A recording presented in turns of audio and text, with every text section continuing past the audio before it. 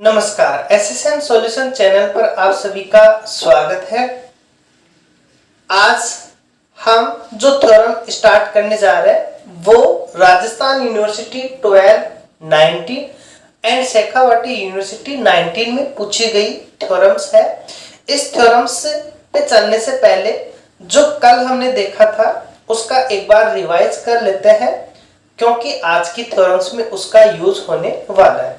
तो कल हमने एक तो देखी थी कोशी प्रमेय। कोशी प्रमेय क्या थी? कोशी प्रमेय थी कि कोई हमारा सरल संवृत कंटूर C है जिसमें f ऑफ z एक एनालिटिक फंक्शन है, तो उसका जो हम इंटीग्रेशंस करते हैं वो क्या होगा, हमारा 0 के इक्वल होता है। सेकंड हमने देखा था कि कोई एक सरल संवृत कंटूर C है और उसके अंदर यदि हम n सरल संवृत कंटूर बना लेते हैं तो इसका इंटीग्रेशंस इन n के इंटीग्रेशंस के सम के इक्वल आता है। उसके बाद में हमने देखा था Cauchy integral formula. Cauchy integral formula और कोशी इंटीग्रल फॉर्मूला था हमारा f(z0). z0 क्या था? z0 था हमारा कोई एक सरल संवृत कंटूर है, इसके अंदर हमने एक सर्किल ड्रॉ किया था और इसका जो सेंटर पॉइंट माना था वो था हमारा z0। इक्वल था हमारा ये इक्वल था हमारा 1/2 पाई आयटा इंटीग्रेशन c क्या था हमारा? c था हमारा ये बाहर वाला कंटूर। f ऑफ z क्या था? इस बाहर वाले कंटूर के अंदर और बाहर एक एनालिटिक फंक्शंस था हमारा, तो ये f ऑफ z हमारा एनालिटिक फंक्शंस था। अपॉन में z माइनस z0, ये z क्या था? z हमने इसकी जो परिधि है सर्क्यूमफेरेंस, इसके ऊपर जो पॉइंट माना था वो हमारा z था और ये हमारा dz। ये हमने कल इंटीग्रल फॉर्मूला, जिसे हम कोशी इंटीग्रल फॉर्मूला भी कहते हैं, ये हमने वेरीफाई कर लिया था और साथ में हमने इसका डेरिवेटिव भी प्रूव कर लिया था। इसका derivative f(z0) equals to 1/2 pi iota integration c f of z upon में z माइनस z0 का होल स्क्वायर dz। ये था हमारा इसके डेरिवेटिव्स का फॉर्मूला। और इसे हम, यदि हमें ये याद है, ये इसका मेन है, यदि आपको ये याद है तो आप इसका डेरिवेटिव वाला भी याद रख सकते हो, इसके n टाइम्स तक डेरिवेटिव का फॉर्मूला भी आप याद रख सकते हो। कैसे? इसका दोनों साइड आप z0 के रेस्पेक्ट में डिफरेंशिएशन करोगे तो क्या बनेगा हमारे पास में? ये बनेगा f(z0), इसका डिफरेंशिएशन, ये कांस्टेंट है तो 1/2 pi eta constant integration c। देखो ये इंटीग्रेशन z के रेस्पेक्ट में है, हम किसके रेस्पेक्ट में कर रहे हैं? z0 के। तो डायरेक्ट हम कर सकते हैं क्योंकि z0 यहाँ एक तरह से कांस्टेंट है, लेकिन यदि हम z के रेस्पेक्ट में करेंगे तो इसका डायरेक्ट हम नहीं कर सकते z के रेस्पेक्ट में। वहां हम थ्योरम्स का यूज करते हैं, वो थ्योरम जब हमारे यूज में आएगी तब हम आपको बताएंगे। तो उस पहले हम किसके रेस्पेक्ट में कर रहे हैं? z0। दैट मींस यदि किसी कांस्टेंट के रेस्पेक्ट में कर रहे हैं तो डायरेक्ट कर सकते हैं। तो ये हमारा इंटीग्रेशन c हुआ। यहाँ f ऑफ z एक तरह से कांस्टेंट है, इस z माइनस z0 का करेंगे तो 1/x का क्या होता है? माइनस का 1/x²। तो ये बनेगा हमारा माइनस का z माइनस z0 का होल स्क्वायर और ये dz। और अब इस z माइनस z0 का भी तो करेंगे तो माइनस z0 का क्या होगा? माइनस का 1, जो कि माइनस माइनस हमारा प्लस हो जाएगा और यही था हमारा f(z0) का formula.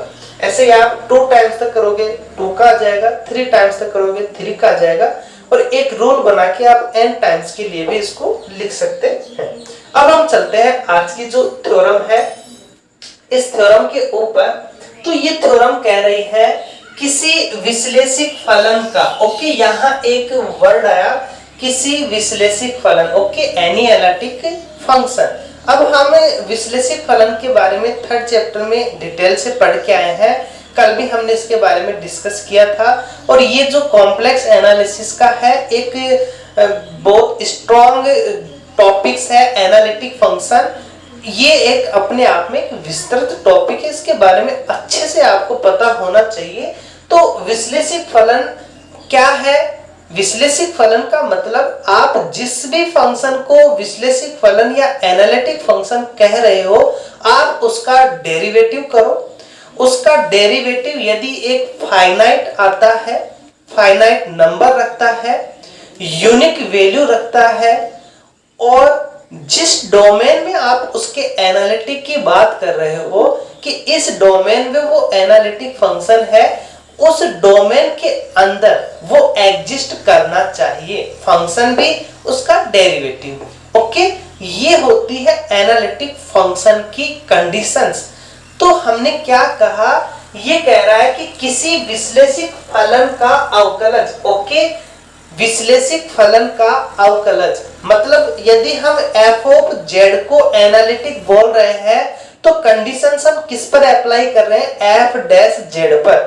f dash z finite unique होना चाहिए और f ऑफ z डोमेन में एग्जिस्ट करना चाहिए।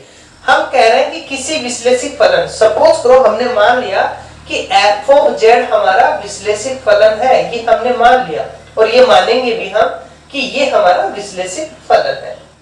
ओके, विश्लेषित फलन है तो ये कह रहा है कि इसका अवकलज करो। इसका मतलब f डैश z की बात कर रहा है। अब ये क्या कह रहा है कि अवकलज स्वयं का मतलब ये खुद है f डैश z एक विश्लेषित फलन होता है। अब ये आप इसको f डैश z न मान के इसको f ऑफ z मानो। तो f ऑफ z विश्लेषित कब होगा? जब f डैश z यूनिक हो, फाइनाइट वैल्यू रखता हो, मतलब f डैश z एग्जिस्ट करता हो। इसका मतलब ये आपने f ऑफ z माना तो इसका डिफरेंशिएशन एग्जिस्ट करना चाहिए। इसका मतलब आप कंडीशंस किस पे लगाओगे? इसके ऊपर, ये हमारा एग्जिस्ट करना चाहिए। तो समझ गए थ्योरम्स क्या है? आपको f ऑफ z मानना है तो f डैश z के ये जो हमने फॉर्मूला वेरीफाई किए इनका हम यूज कर सकते हैं। और लास्ट में हमें क्या लाना है? हमें लाना है कि f डबल डैश z हमारा क्या कर जाए? एग्जिस्ट कर जाए, मतलब एक फाइनाइट वैल्यू पे कन्वर्ज हो, यूनिक वैल्यू लेकर के आता हो और जिस डोमेन में हम बात करें उस डोमेन के अंदर वो डिफाइन हो। तो हम कह देंगे कि हाँ, किसी विश्लेषित फलन का अवकलज स्वयं एक विश्लेषित फलन होता है। ओके, तो हमें क्या करना है? हमें f ऑफ z को मानना है, f डैश z की वैल्यू पुट करेंगे, f डबल डैश की हम लेकर के आएंगे। तो चलते हैं हम इस थ्योरम के वेरिफिकेशन के ऊपर। तो सबसे पहले हम क्या मानेंगे? हम मानेंगे कि ये जो हमारा f ऑफ z है एक विश्लेषित फलन है। तो हमने मान लिया, माना f ऑफ z एक विश्लेषित फलन है, विश्लेषित फलन है। ओके, हमने मान लिया कि f ऑफ z एक एनालिटिक फंक्शन है।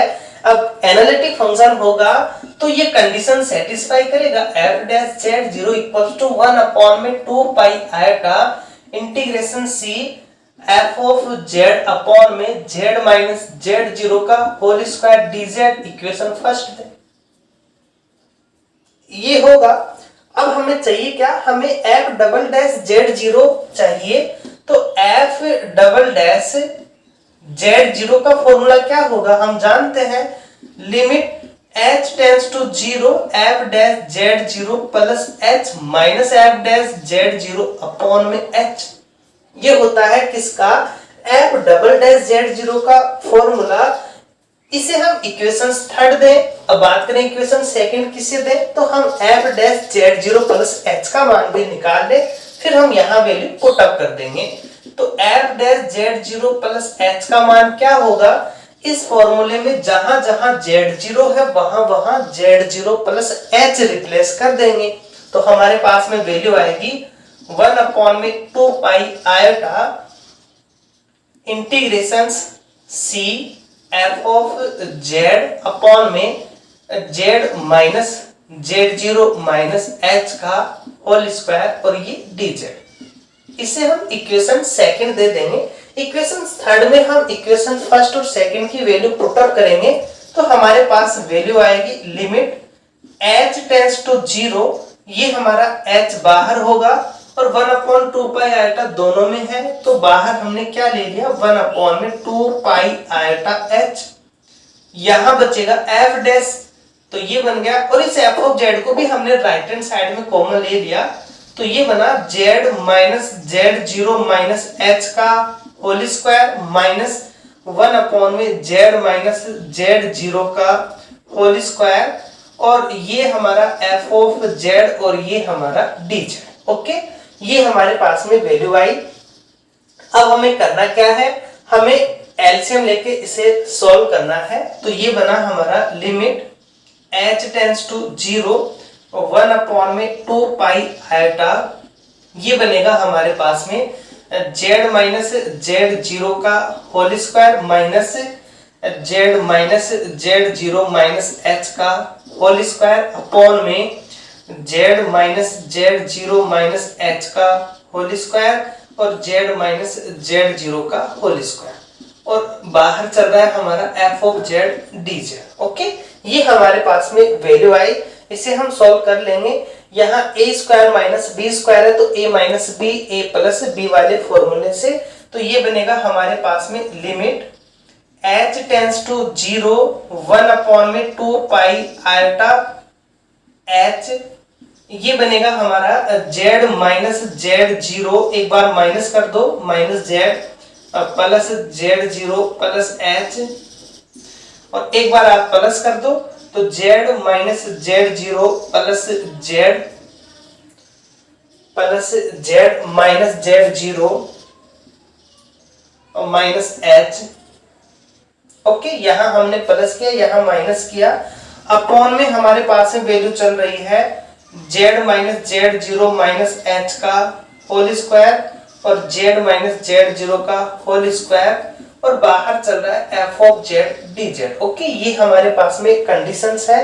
इसे हम थोड़ा सा और सिंपलीफिकेशन करेंगे तो ये बनेगा हमारे पास में limit h tends to 0 1/2 pi iota h और यहाँ हम देखें तो z से z कैंसिल हुआ, z0 से z0 कैंसिल हुआ, एक h बचा हमारे पास में और यहाँ है हमारे पास में z माइनस z0, तो z twice z0 twice z0, तो ये बना हमारे पास में 2z माइनस 2z0 और माइनस का h अपॉन में z minus z0 minus h का होल स्क्वायर और z माइनस z0 का होल स्क्वायर और ये हमारा ब्रैकेट्स का कोई रोल नहीं है, सभी इनटू में है तो f ऑफ z और ये dz। ओके, अब ये h से हमारा h कैंसिल हो जाएगा और यहाँ से हम 2 कॉमन लेके इस 2 को भी कैंसिल आउट कर देंगे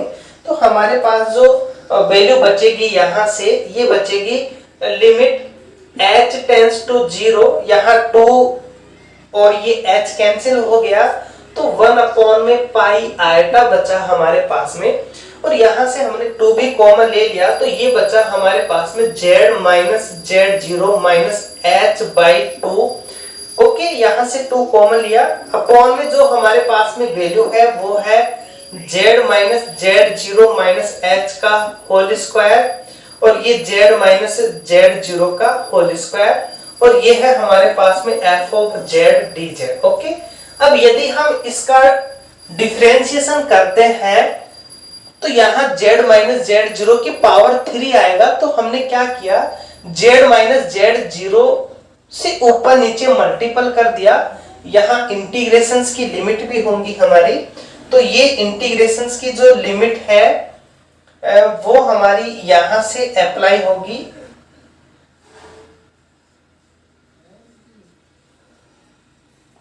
ये हमारी इंटीग्रेशंस की लिमिट। तो हमने क्या किया z माइनस z0 से ऊपर नीचे इसको मल्टीपल किया तो लिमिट h टेंड्स टू 0 1 में पाई आएगा। इंटीग्रेशंस की लिमिट हमारी c, ये बना z माइनस z0 से ऊपर नीचे हमने मल्टीपल कर दिया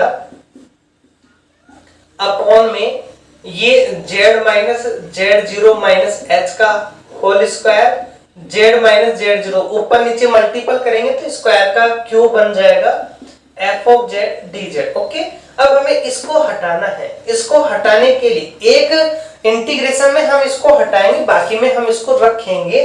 तो इसको हटाने के लिए हमने इस प्रकार से एडजस्ट किया ताकि ये हमारा कैंसिल आउट हो जाए। तो हमने जो एडजस्ट किया वो कर रहे हैं 1 अपॉन में पाई आयटा इंटीग्रेशन c। यहां हमने क्या किया, यहां हमने z minus z0 minus h और प्लस h किया ताकि हम इसको हटा पाए एक इंटीग्रेशन में। और यहां भी हमने यही किया, z माइनस z0 यहां हमने माइनस h बाई 2 है तो यहां हमने minus h by 2 plus h by 2 कर दिया। ओके, ताकि हमारे पास में z minus z0 minus h बन सके। और अपॉन में हमारा चल रहा है z minus z0 minus h का whole square, z minus z0 cube, और ये हमारा f ऑफ z और ये हमारा dz। अब यहां से हम देखें तो ये बना हमारा, एक और थोड़ा सा सिंपल कर लें इसे, तो 1 अपॉन में पाई आयटा इंटीग्रेशन c, ये बना हमारा z minus z0 minus h plus h, यहां बना हमारा z minus z0 minus h plus h by 2 upon में चल रहा है हमारा z minus z0 minus h का होल स्क्वायर और ये z माइनस z0 का क्यूब। ओके, और इसके साथ है हमारा f ऑफ z dz। ये हमारा इक्वल में चल रहा है। अब इसे हम थोड़ा सा एडजस्ट करके इसको कैंसिल आउट करने की कोशिश करते हैं। तो हमारे पास जो वैल्यू बनेगी वो वैल्यू बनेगी, यहां से हम इसे सिंप्लीफाई करें तो ये है हमारे पास में लिमिट h टेंड्स टू 0, यहां 1 अपॉन में पाई आयटा, 1 अपॉन में पाई आयटा, ये हमारा इंटीग्रेशन c है, इंटीग्रेशन c।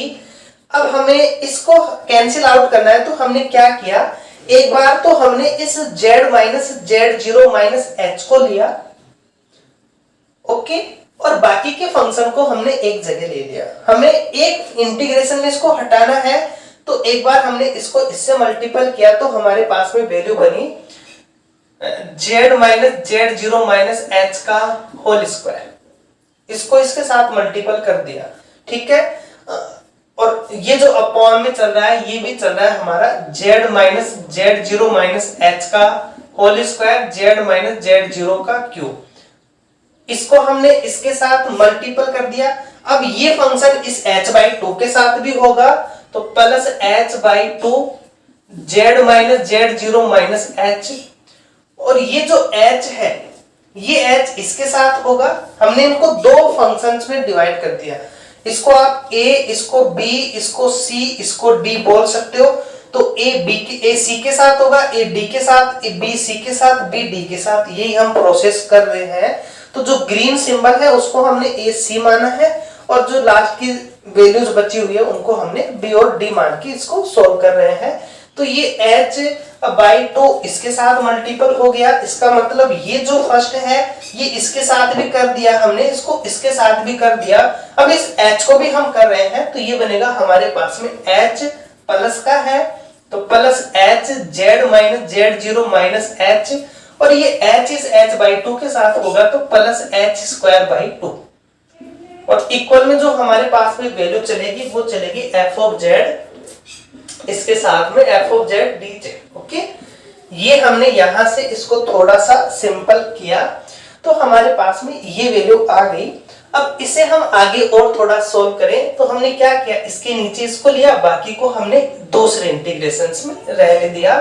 तो limit h tends to 0 1 upon में पाई आयटा इंटीग्रेशन c, जैसे ही हम इसके नीचे लेंगे तो ये कैंसिल आउट हो जाएगा, यहां बचेगा हमारा f of z dz upon में z माइनस z0 का क्यूब, और बाकी जो फंक्शन है वो हमारा बच जाएगा plus limit h tends to 0 1 upon में पाई आयटा इंटीग्रेशन c, ये बनेगा हमारे पास में यहां से इसको हम सॉल्व करें तो z minus Z zero minus H यहां भी है, तो z minus Z zero minus H हम देखें तो ये बनेगा हमारे पास में 3h/2, 3h/2, h/2 यहाँ का प्लस h यहाँ का, तो 3h/2 बन जाएगा। यहाँ बनेगा हमारा h²/2 अपॉन में है इसके z minus Z zero minus H का whole square, z minus Z zero का क्यूब, और ये हमारा f(z)dz। ओके, इसको हमने सिंपल किया तो हमारे पास में ये वैल्यू आ गई। अब इसे हम थोड़ा सा और सिंपल करते हैं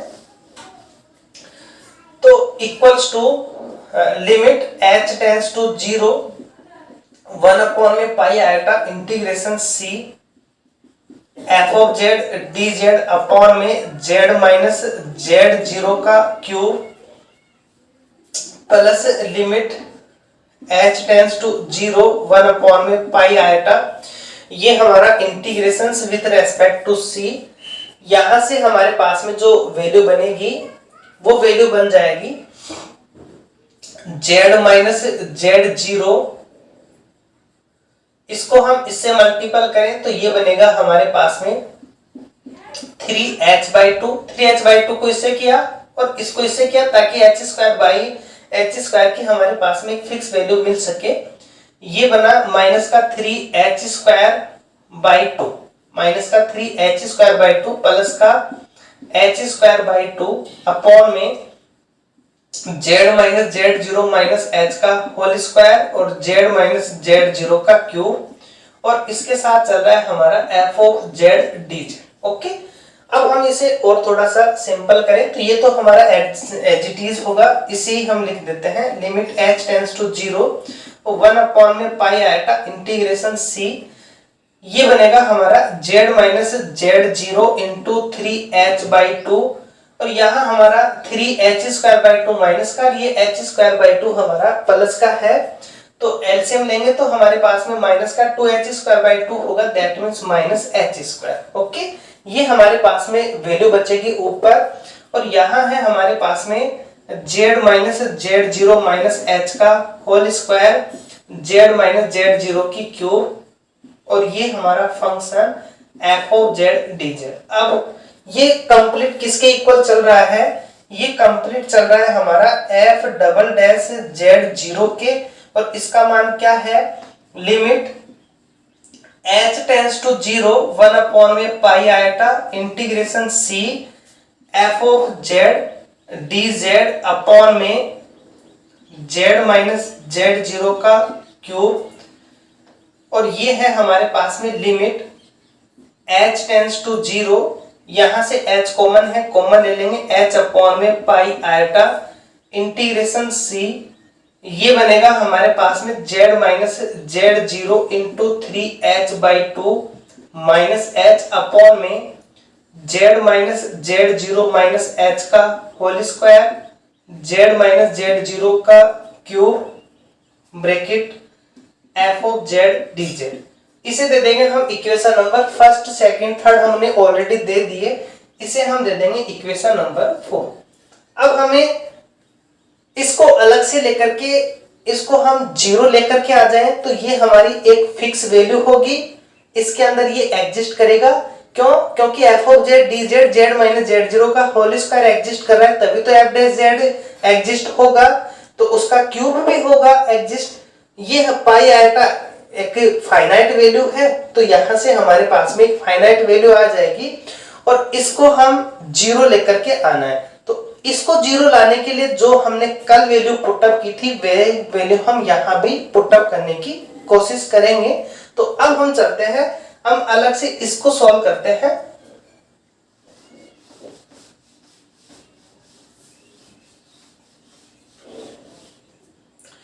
तो यहां से हम केवल इस वैल्यू को लेकर के चल रहे हैं। अब देखो यहां हमने कल भी स्टडी की थी कि इसको हम हमेशा ग्रेटर ही बनाने की कोशिश करते हैं। तो जो ऊपर वाली वैल्यू है उसे हम बड़ी वैल्यू लेकर के आएंगे और नीचे जो वैल्यू आ रही है उसे हम छोटी वैल्यू लेकर के आएंगे। यहाँ हम क्या क्या पुटअप करते हैं, हमें क्या दिया हुआ है, एफ ऑफ जेड हमें एक विश्लेषिक फलन माना है, तो विश्लेषिक फलन है तो ये बाउंडेड होगा, तो हमने एफ ऑफ जेड का जो मैग्नीट्यूड है उसको हमने लेस एंड इक्वल एम से मान लिया। और ये हमने बताया भी था कि इसे आप याद रख लो, आगे की जो भी डेरिवेशन होगी उनमें हम यही पुटअप करने वाले हैं। और ये जो h है, इस h का जो मॉड है उसे हम r/2 से रिप्रेजेंट करते हैं, और ये जो z माइनस z0 है इसका जो मैग्नीट्यूड होगा वो हमारा होगा r, ये होगा हमारा r। ये तो हमारी फिक्स वैल्यू हो गई। अब हम यहां एडजस्ट करेंगे, तो ये ऊपर की वैल्यू है इसे हम क्या बनाएंगे, बड़ी वैल्यू बनाएंगे। तो इसका जो मॉड ले रहे हैं हम z minus z0 3h/2 minus h, इसका जो मॉड होगा वो क्या होगा, ऊपर वैल्यू है तो इसको हम ग्रेटर बनाएंगे, तो greater and equal z minus z0, इसका मैग्नीट्यूड 3/2 फिक्स है, h का मैग्नीट्यूड, और यहां माइनस की जगह हम प्लस कर देंगे, तो प्लस मॉड h। ओके, ये जो वैल्यू हम एडजस्ट कर रहे हैं इससे बड़ा मान हमें मिलेगा, और इसको हम छोटा बनाने की कोशिश करेंगे। तो ये किससे लेस एंड इक्वल होगा, z माइनस z0 का मान हमने r लिख दिया, तो ये 3/2 ये r, और इस h का मान और बड़ा रखेंगे, h का मान सबसे बड़ा क्या है r/2, तो ये बना r/2 प्लस इस h का मान भी हम बड़ा रखेंगे तो r/2, तो ये वैल्यू बनी हमारे पास में 3/4,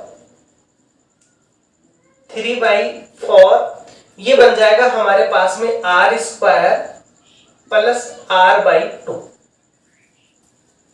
यहां r² आ रहा है हमारा, यहां हमने h कॉमन लिया तो यहां h, यहां से ये h नहीं आएगा, तो ये जो हमारे पास में वैल्यू होगी वो ये वैल्यू होगी हमारी, तो यहाँ हमारा h नहीं होगा, केवल ये वैल्यू होगी, यहाँ हमारा r/2 भी नहीं आएगा। ओके, ये 3/2r और ये r/2 क्या बनेगा हमारे पास में 4r/2, तो ये बनेगा 2r से लेस एंड इक्वल। अब ये तो आ गई हमारे पास में ग्रेटर वाली। अब ये कंडीशन है z माइनस z0 का हम मान फिक्स रखेंगे, फिक्स है r, तो r रहेगा। इसको हम क्या बनाएंगे, छोटा मान बनाएंगे, इसको हम छोटा मान बनाएंगे, तो ये है z minus z0 minus h का जो मैग्नीट्यूड हम लेंगे इसे हम छोटा बनाएंगे, तो ये लेस एंड इक्वल होगा z माइनस z0 के मॉड से और माइनस मॉड h से, ये इससे हमेशा लेस एंड इक्वल होगा। तो इसका जो मान है इससे हमने छोटा मान बना दिया ताकि इसका मान और ग्रेटर बन सके।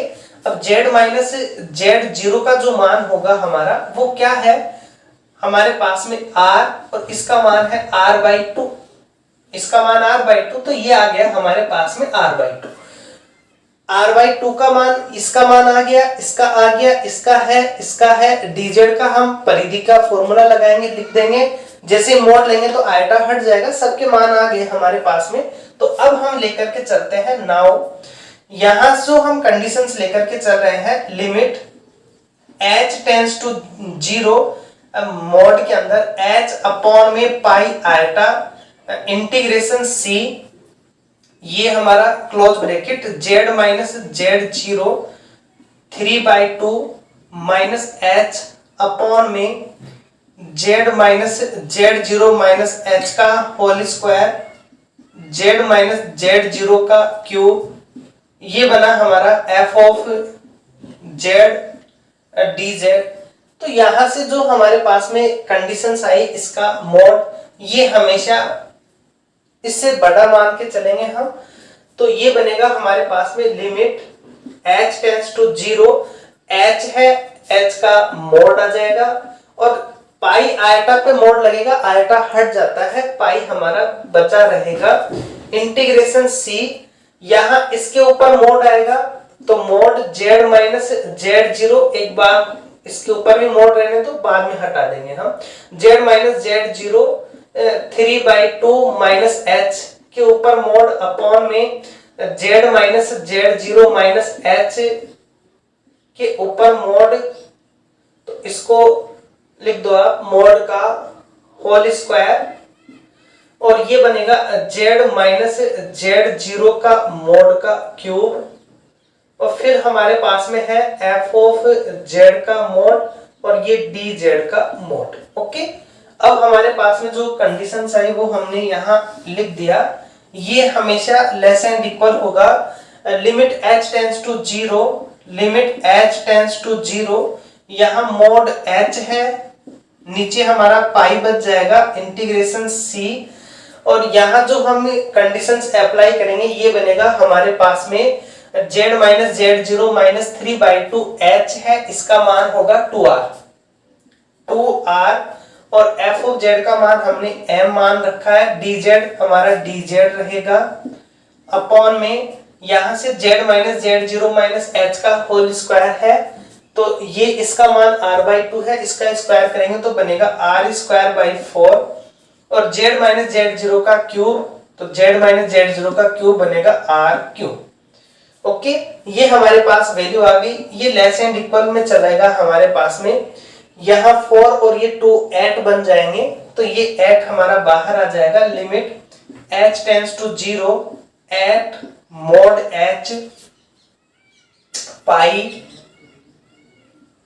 ये m हमारा कांस्टेंट है बाहर, dz के रेस्पेक्ट में ये जो हमारे पास में r है ये भी हमारे बाहर आ जाएंगे। यहाँ r है, यहाँ r की पावर 5 है, तो r की पावर 4 हमारा बाहर आ जाएगा। अब हमारे पास में क्या वैल्यू बची, अंदर हमारा बचा integration c mod dz। Okay, अब आप इस c कर्व को एक जो सर्किल मानते हो उसमें कैलकुलेट करोगे तो c का मान c1 के इक्वल आ जाएगा, और c1 का मान हम जानते हैं 2πr होता है, तो ये बनेगा हमारे पास में limit h tends to zero, eight mod h pi m r की पावर 4, और ये बनेगा 2πr। अब इसे हम सॉल्व करें तो ये बनेगा limit h tends to zero, यहां से r से एक r कैंसिल होगा, ये बनेगा पाई से पाई हो जाएगा 16 मोड h कैपिटल M, और अपॉन में है हमारे पास में r³, पाई से पाई कैंसिल हो गया, 2 को मल्टीपल कर दिया। अब जैसे ही हम देखो यहाँ m एक बाउंडेड वैल्यू है, फाइनाइट होगा, r एक फिक्स रेडियस हमने मानी है, 16 फिक्स है, तो ये पूरी ही वैल्यू हमारे पास में क्या है, एक फाइनाइट वैल्यू है, तो यहाँ हम लिमिट लगा सकते हैं। और ये हम जानते हैं कि फाइनाइट को जीरो से मल्टीपल करेंगे तो हमेशा जीरो आता है, यदि इसमें किसी का मान इन्फिनिटी आ जाता है तब हम फिक्स नहीं कह सकते कि उसका मान जीरो होगा, बट यहाँ बाकी का फाइनाइट है तो इसका मान आ गया हमारा जीरो। अब वही कंडीशन, इसके मैग्नीट्यूड का मान जीरो आ रहा है, दैट मींस ये फंक्शन खुद जीरो होगा, इंप्लाइज करके ये फंक्शन हमारा खुद जीरो हो जाएगा। तो ये जीरो हो गया तो ये हमारा जीरो बन गया, तो हमारे पास में f"z0 का ये मान आ गया। इसे आप ऐसे भी लिख सकते हो 2 फैक्टोरियल अपॉन में 2 पाई आयोटा। तो यहां से ये कंप्लीट हमारे पास में एक वैल्यू आई, ये वैल्यू हमारी एक फाइनाइट वैल्यू है, यूनिक वैल्यू है, और इस डोमेन के अंदर हमारा f ऑफ z एक एनालिटिक फंक्शन है। तो f"z एग्जिस्ट करेगा, f"z0 एग्जिस्ट कर रहा है, तो f'(z0) एक एनालिटिक फंक्शन होगा। और यही हमें प्रूव करना था कि किसी विश्लेषिक फलन का अवकलज स्वयं एक विश्लेषिक फलन होता है। नेक्स्ट थ्योरम हम मोरेगा थ्योरम से वेरीफाई करने जा रहे हैं, जो कि 2011 में पूछी गई है, इससे पहले भी काफी बार पूछी गई है। तो मोरेगा थ्योरम से का जो हम वेरीफाई में यूज करेंगे वो अभी जो हमने थ्योरम से वेरीफाई किए हैं उसका हम यूज करेंगे। क्या थी कि कोई फंक्शन यदि एनालिटिक फंक्शन है तो उसका डेरिवेटिव भी एनालिटिक फंक्शन होगा, और डेरिवेटिव एनालिटिक फंक्शन है तो उसका डेरिवेटिव भी क्या होगा, हमारा एनालिटिक फंक्शन होगा। तो ये कंटिन्यूस चलता रहता है। तो यहाँ हम पहले इसे वेरीफाई करेंगे। थ्योरम्स क्या है, माना कि एक से संबंध प्रदेश जी में, ओके, एक ही प्रदेश है जिसमें ये प्रदेश मतलब डोमेन, जिसके अंदर ये हमारा क्या है, एफ ऑफ जेड कंटिन्यूअस है। यदि जी में प्रत्येक सरल समृद्ध कंटूर सी के अनुदिश, तो ये जो जी है, इस जी के अंदर, जी मतलब जो भी एक से संबंध प्रदेश है जी, इसके अंदर ये सरल समृद्ध कंटूर सी के अनुदिश ये कंडीशंस है, तो जी में एफ ऑफ जेड विश्लेषित फलन होगा। ओके, ये है। इसका उल्टा पूछ लिया जो कोशी प्रमेय है। कोशी प्रमेय में हम एफ ऑफ जेड को एनालिटिक फंक्शन बोलते हैं और इसका मान हम 0 लिखते हैं। यहाँ उसने अपोजिट पूछा है, यहाँ इसका मान 0 दिया हुआ है और हमसे प्रूफ क्या करवा रहा है कि एफ ऑफ जेड को आप एनालिटिक फंक्शन वेरीफाई करो। तो पहले हमें क्या दिया हुआ है, हमें एक से संबंध प्रदेश जी दिया हुआ है। तो हमने क्या किया, हमने एक डायग्राम बनाया जहां हमारे पास में कोई एक से संबंध प्रदेश जी है,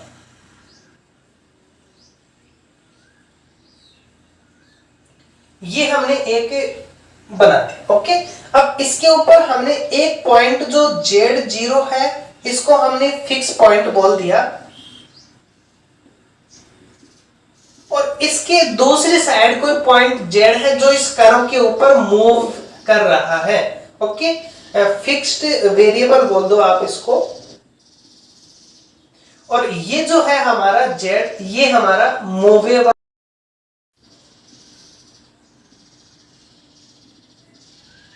ओके, ये हमारा स्थिर बिंदु, ये हमारा चलायमान कोई चर है। अब ये इस कर्व के ऊपर चल रहा है तो हमने क्या किया, इनको हमने नाम दे दिया। ये हमने C1 मान लिया और ये हमने C2। मतलब यदि इस डायरेक्शन में यदि जा रहा है तो ये C2 कर्व से जा रहा है और इस डायरेक्शन से यदि Z के पास में जा रहा है तो ये हमने C1 कर्व्स को मान लिया।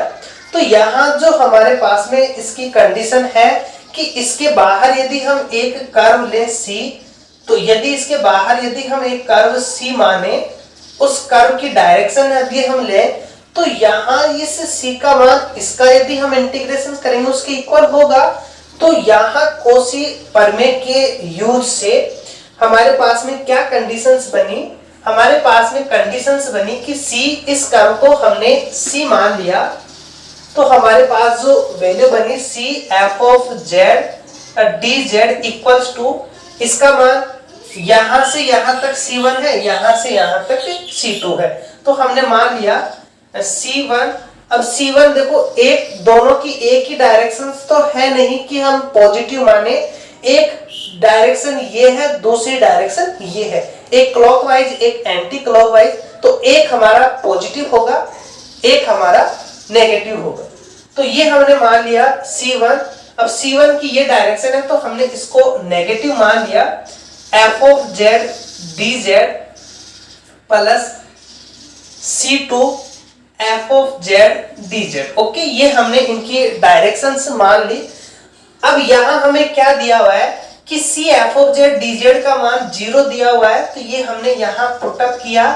ये जो -C1 है ये यहां आ जाती है इंटीग्रेशन पे, तो C1 f of z dz C2 f of z dz implies करके हमारे पास में क्या वैल्यू आ गई, C1 f of z dz equal आ गया C2 f of z dz की। ओके, इसका मतलब कि आप इस जो कर्व है, इस कर्व की यहां से यहां तक जो आप डिस्टेंस की वैल्यू निकाल रहे हो Z0 से Z के ऊपर, वो चाहो तो आप इस डायरेक्शन में जाके निकालो या फिर इस डायरेक्शन में जाकर के निकालो, उससे इंटीग्रेशन से कोई इफेक्ट नहीं पड़ रहा।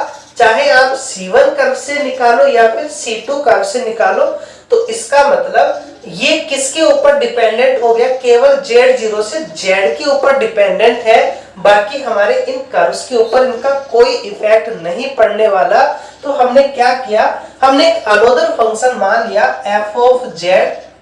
ओके, f स्मॉल f तो है, हमने कैपिटल मान लिया, और वो कैपिटल F हमने क्या माना, हमने एक अलग से f ऑफ z मान लिया जो है हमारा z0 से z। ओके, किसके ऊपर है ये, z0 और z के ऊपर डिपेंडेंट है। हमें z0 से z की वैल्यू निकालनी है, तो हमने लिमिट ली, स्टार्टिंग लिमिट हमने z0 मान ली, कहां जाना है हमें, z के ऊपर, तो अपर लिमिट हमने z मान ली। अब ये इन कर्व्स के ऊपर कोई डिपेंडेंट नहीं है, एक तरह से ये फिक्स है, कांस्टेंट की तरह है, तो हमने इनको अलग मान लिया, हमने इनको f ऑफ xi और dxi मान लिया। ओके, ये z से इंडिपेंडेंट है, तो हमने xi और dxi मान लिया। क्यों, क्योंकि यहाँ हमने z मान रखा है, और आगे हम इनको दूसरे वेरिएबल में क्यों चेंज करें, उसका भी हमें यूज मिल जाएगा, कि इसलिए हम कर रहे हैं।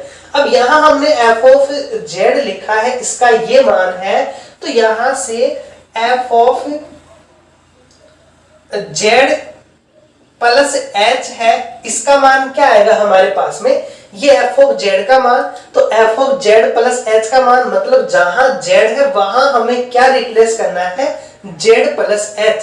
तो ये बनेगा हमारे पास में z0 से z plus h f of xi dxi। Okay, अब यदि हम यहाँ z मानते, हमें यहाँ भी चेंज करना होता, जबकि इसके ऊपर तो इंडिपेंडेंट है, तो यहाँ हम नहीं चेंज करते, यहाँ चेंज करते तो कंफ्यूजिंग रहता, तो इसलिए हमने इसको अलग वेरिएबल में चेंज कर दिया।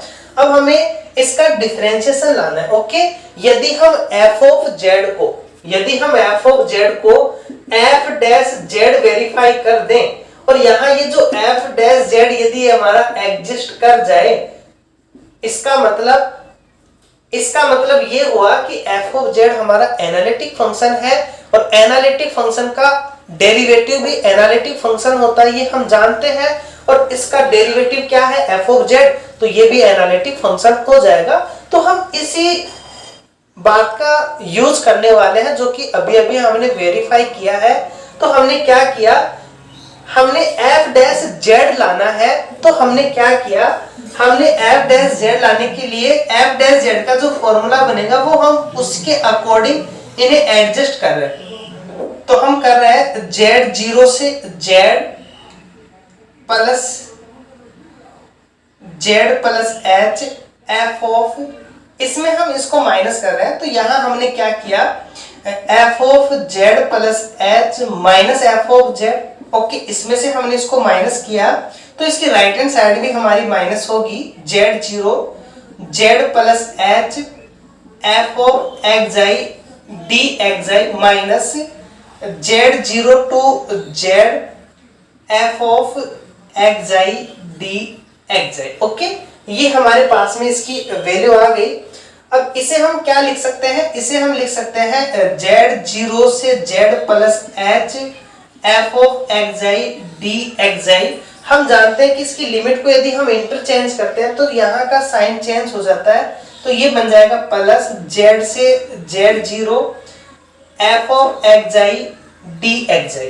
अब यहाँ देखो ये कंडीशन है हमारी z से z0 और फिर z0 से z प्लस h, तो एक साइकिल बन रही है, ये चेन बन रही है। तो हम इसकी लिमिट कहां से कहां तक लगा सकते हैं, डायरेक्ट इंटीग्रेशन में हम जानते हैं इसकी लिमिट हो जाएगी हमारी direct z to z plus h f of xi dxi। ये मान आ गया हमारा इस की वैल्यू का, ये हमारे पास में मान है। हमें इसका डिफरेंशिएशन चाहिए, तो हम क्या करेंगे, हम h से इसको डिवाइड भी करेंगे। तो हमने h से डिवाइड कर दिया, f of z plus h minus f of z upon में h इक्वल्स टू, ये बनेगा हमारे पास में 1/h limit z to z plus h f of xi dxi। Okay, ये हमारे पास में इसका मान आ गया। अब जैसे हम लिमिट h टेंड्स टू 0 करेंगे, इसका मान f डैश z आ जाएगा। हमें इसका मान लाना क्या है, एफ डैश जेड का मान हमें स्मॉल एफ ऑफ जेड लाना है। इसका मतलब हम क्या कर दें, f dash z minus F of Z equals to 0 लेकर के आ जाए, तो हमारे पास में ये कंडीशन आएगी। तो हमने क्या किया, दोनों साइड हमने minus F of Z add कर दिया, दोनों साइड इस इक्वेशन के हमने minus F of Z add कर दिया, तो हमारे पास वैल्यू बनी। तो यहां से जो हमारे पास वैल्यू बनी वो है F of Z plus H minus F of Z upon में H minus F of Z equals to 1 by H integration Z to Z plus H F of xi, और ये हमारा डी एक्साई, इधर भी हमने एफ ऑफ जेड माइनस कर दी। ये हमने इसको दोनों साइड हम अप्लाई कर सकते हैं। अब यहां हम देखें, हमें फंक्शन हमें सेम लाना है, जैसा यहां फंक्शन है वैसा ही हमें इसके साथ भी फंक्शन लाना है। तो इसका जो मान बनेगा हमारा 1 by h z to Z plus H F of xi d xi. Okay, केवल हम डी एक्साई की बात करें, ओनली डी एक्साई, तो इसका मान क्या आएगा हमारे पास में, ये बनेगा हमारे पास है 1 by H एक्साई Z to Z plus H 1 by H, जैसे हम इसकी लिमिट अप्लाई करेंगे तो Z plus H minus Z होगा, जेड से जेड कैंसिल, एच से एच कैंसिल, इसका मतलब इसका मान 1 हुआ। और हम जानते हैं कि 1 को हम किसी भी मल्टीपल करें तो उसमें कोई इफेक्ट नहीं पड़ता, तो हमने क्या किया, इसकी लेफ्ट हैंड साइड को तो हमने यही रहने दिया, और इसकी जो राइट हैंड साइड है, राइट हैंड साइड मतलब एफ ऑफ जेड, जो स्मॉल एफ ऑफ जेड है, इसको हम इससे मल्टीपल कर सकते हैं क्योंकि इसका मान 1 आ रहा है। तो हमने क्या किया, इसकी लेफ्ट हैंड साइड को हमने एज इट इज रहने दिया, और इसकी जो राइट हैंड साइड है उसमें हमने चेंज कर दिया 1 by h z to Z plus H F of xi d xi minus F of z, और इसे हम मल्टीपल कर सकते हैं किससे, 1 बाई एच से, तो ये एच हमारा यहां आ गया, या एक काम करो आप यहीं लिख दो 1 by h z to Z plus h d xi, कर सकते हैं इसको मल्टीपल, इसका मान 1 होगा। अब हम इसकी राइट हैंड साइड में चेंज कर रहे हैं, देखो 1 बाई एच यहां भी है यहां भी है, हमने कॉमन ले लिया, लिमिट दोनों में सेम है, z to Z plus h, यहां एफ ऑफ एक्साई, यहां डी एक्साई कॉमन ले लेंगे, माइनस ये एक्साई के रेस्पेक्ट में है और ये जेड है, तो जेड के रेस्पेक्ट में तो ये कांस्टेंट होगा, तो इसको हम अंदर बाहर कर सकते हैं, कोई इफेक्ट नहीं पड़ेगा। तो ये बन गया हमारा एफ ऑफ जेड, और इसके बाहर क्या है हमारा डी एक्साई। ओके, इसको हम इस प्रकार से एडजस्ट कर सकते हैं। अब देखो यहां जो हमें दिया हुआ है, ये हमें दिया हुआ है कि F of Z continuous function है। क्या दिया हुआ है हमें, F of Z continuous function है, इसका मतलब कंटिन्यूअस की हम प्रॉपर्टी यूज करेंगे, और कंटिन्यूअस की प्रॉपर्टी क्या होती है, कंटिन्यूअस की प्रॉपर्टी होती है F of Z minus F of, यहां एक्साई है तो आप एक्साई लिख दो, एफ ऑफ जेड, इसका जो मोड होता है वो लेस देन होता है एप्सिलॉन से, और ये जो वेरिएबल है, वेरिएबल्स का जो मोड होता है वो लेस देन होता है डेल से। ओके, ये कंटिन्यूअस की प्रॉपर्टी होती है, यहां हम यूज करने वाले हैं। तो हमने क्या किया, हमें मोड चाहिए, मोड के लिए हमने दोनों साइड इस पे मोड अप्लाई कर दिया, तो हमने लिया capital F of Z plus H minus F of Z upon में H minus F of Z, इसका जो मोड है वो, और यहां हमारे पास में इधर भी हमने क्या किया, मोड अप्लाई कर दिया, तो ये बना mod 1 by H integration Z to Z plus H F of xi minus F of z, और ये डी एक्साई। ओके, ये हमारे पास में वैल्यू आ गई। अब इसे हम जानते हैं, इसे हम आगे सॉल्व करेंगे, तो ये बनेगा हमारा, केवल हम इसकी राइट हैंड साइड को सॉल्व कर रहे हैं, तो ये हमारा लेस एंड इक्वल बन जाएगा 1 अपॉन मॉड एच के Z to Z plus H, इसका mod F of xi minus F of Z का मॉड, यहां हमारा डी एक्साई का मॉड। ओके, ये बनेगा हमारा 1 अपॉन में mod h integration Z to Z plus H, इसका मान हम जानते हैं ये एप्सिलॉन होगा, और ये हमारा डी एक्साई का मॉड। एप्सिलॉन कांस्टेंट है, बाहर आ जाएगा, और इसका इंटीग्रेशन करेंगे तो ये बनेगा मॉड एक्साई की जो लिमिट होंगी वो होंगी z to Z plus h, और यदि हम यहाँ इसकी लिमिट अप्लाई करते हैं तो हमारे पास में इसकी जो वैल्यू बनेगी वो बनेगी एप्सिलॉन अपॉन में मॉड एच।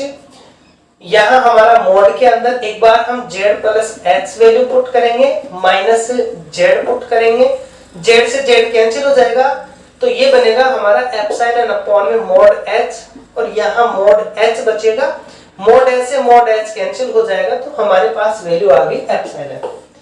अब यहाँ हम दोनों साइड एक तो लिमिट टेंस कर दें जिससे ये हमारा एफ डैश जेड में कन्वर्ट हो जाए, तो हमने क्या किया, limit h tends to 0 f of Z plus H minus F of Z upon में एच।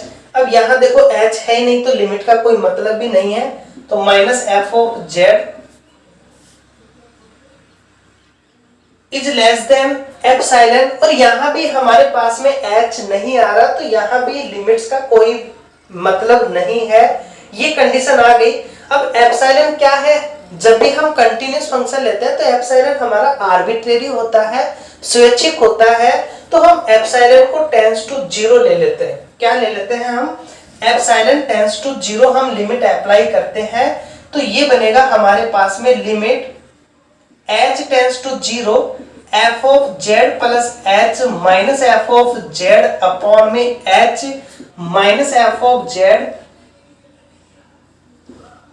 इसका मान जैसे 0 पे होगा तो ये हमारा 0 के ऊपर जाएगा, तो टेंस टू 0। अब ये हम जानते हैं कि किसी का जो मॉड होता है वो 0 से लेस देन नहीं होता, इम्पॉसिबल है वो, इसका मतलब हमारा ये फंक्शन खुद 0 होगा, तो जैसे हम 0 लगाएंगे तो यहाँ लेस एंड इक्वल भी आ जाएगा हमारा, तो ये बनेगा limit h tends to 0 f of Z plus H minus F of Z upon में h minus F of Z equals to 0, implies करके इसे हम क्या लिख सकते हैं, एफ डैश जेड लिख सकते हैं, और इसको हम इधर लेके आए तो ये बन गया हमारा एफ ऑफ जेड। इसका मतलब ये जो एफ डैश जेड है, एफ ऑफ जेड क्या है हमारा, एक कंटिन्यूअस फंक्शन, इसका मतलब कंटिन्यूअस फंक्शन है, इसका मतलब बाउंडेड होगा, डोमेन में ये डिफाइन होगा, और कंटिन्यूअस फंक्शन का हम डिफरेंशिएशन कर सकते हैं, ये हम प्रूव कर चुके यूनिट फर्स्ट के अंदर हमने।